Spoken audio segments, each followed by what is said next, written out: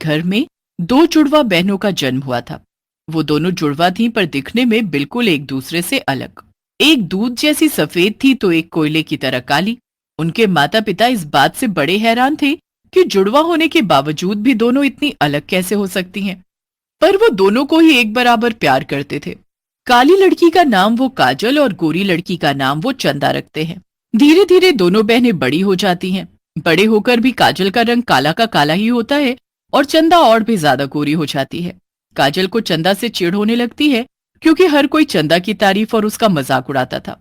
एक दिन दोनों बहनें किसी फंक्शन में जाने के लिए तैयार हो रही थीं कि तभी चंदा अपनी बहन काजल से बोली, ये लो काजल, तुम ये क्रीम लगा लो, ये बहुत अच्छी क्रीम है, इसे लगाकर तुम भी गोरी लगोगी। क्या मतलब है तुम्हारा कि मैं काली हूं? हाँ हाँ, उड़ा लो तुम भी मेरा मजाक, सब तो उड़ाते ही थे, अब तुम भी मेरा मजाक उड़ा लो। हे भगवान, मैं तुम्हारा मजाक नहीं उड़ा रही काजल, तुम मेरी बहन हो, मैं ऐसे कैसे कर सकती हूँ? मैंने तो बस तुम्हारे लिए बोला, मुझे माफ कर दो अगर कुछ बुरा लगा हो तो। मुझे नहीं जाना किसी फंक्शन में, तुम ही जाओ अब। काजल गुस्से में वहां से चली जाती है। चंदा और उसकी माँ उसे बहुत समझाते हैं पर वो किसी की नहीं सुनती और उस दिन फंक्शन में भी नहीं जाती। दिन पर दिन अब काजल अपनी बहन से चिढ़ने लगती है।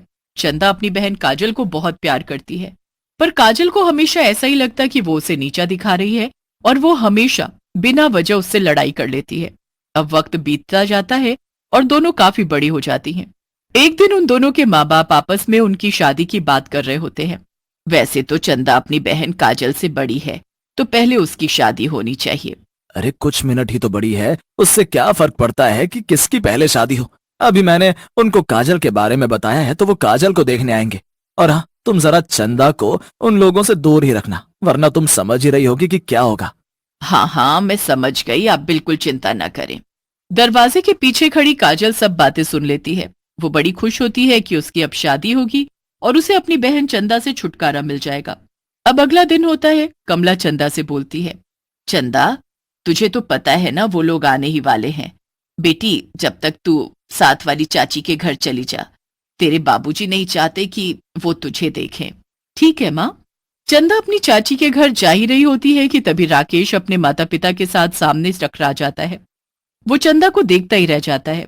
चंदा समझ जाती है कि ये वही लड़का है। चंदा की नजर भी उस लड़के पर अटक जाती है पर तभी उसे ध्यान आता है कि वो लड़का उसकी बहन के लिए आया है। वो जल्दी से वहां से भागती हुई चली जाती है। उसके बाद सब लोग घर के अंदर जाते हैं। कमला और किशोर वहीं बैठे होते हैं। कुछ देर बात करने के बाद वो काजल को आवाज देते हैं। काजल हाथ में चाय लिए अंदर आती है। काजल को देखते ही राकेश के चेहरे का रंग उड़ जाता है। अरे माँ, ये लड़की कितनी काली है और कितनी बदसूरत, चलो यहाँ से। अरे, अब आ गए हैं तो थोड़ी देर बैठना ही पड़ेगा, उसके बाद चलेंगे। जी, क्या हुआ? नहीं नहीं, कुछ नहीं, हम तो ऐसे ही कुछ बात कर रहे थे। आओ बेटी, मेरे पास आकर बैठो। जी।